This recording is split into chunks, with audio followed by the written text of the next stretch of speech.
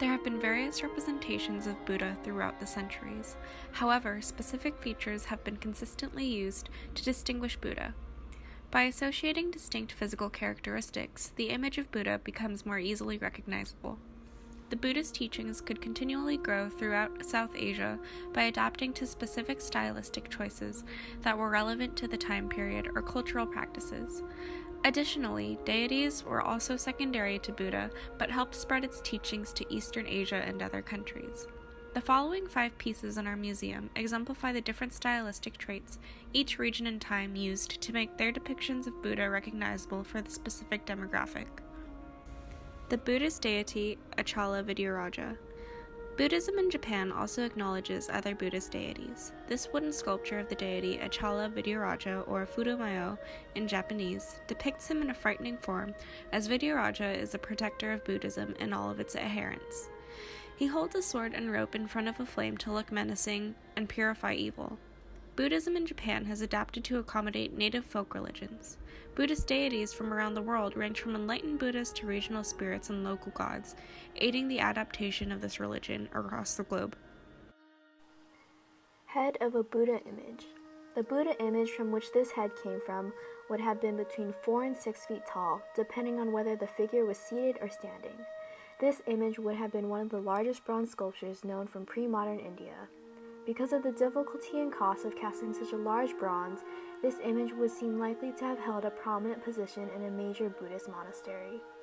Although this Pala bronze Buddha head is missing its body, the facial features of this head distinctly reflect the Gupta style from Sarnath.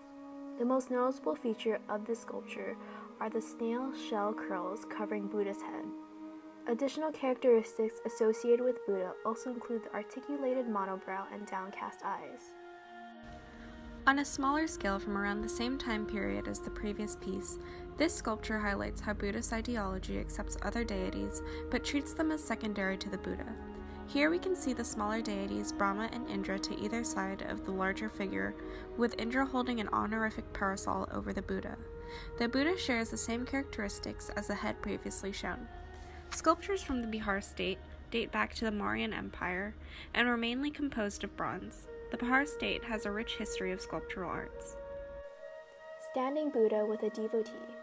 This artwork provides another example of the Gupta style, which presents more characteristics of Buddha.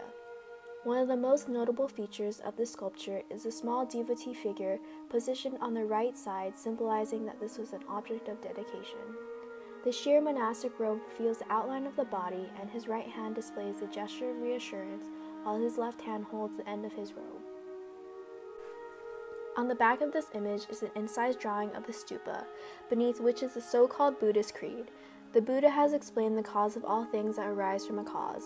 He, the great monk, has also explained their cessation. On the front of the sculpture's base is a dedicatory inscription. This is the pious gift of the monk, for who the attainment of supreme knowledge by his father and teachers and all living beings. Standing Buddha.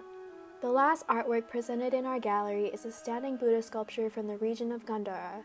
There are various characteristics of the sculpture that are physical indicators of Buddha, such as the Ushnisha, the cranial protuberance on top of the head, halo, and the right hand, now missing, was probably held upward, palm out, in the gesture of reassurance. Gandhara had cultural links with the ancient Greek and Roman world, and the sculptural artworks of Buddha from this region are easily distinguishable for their Greco-Roman influence. These stylistic elements are most noticeable in the heavy drapery of the tunic and the figure's contrapposto stance.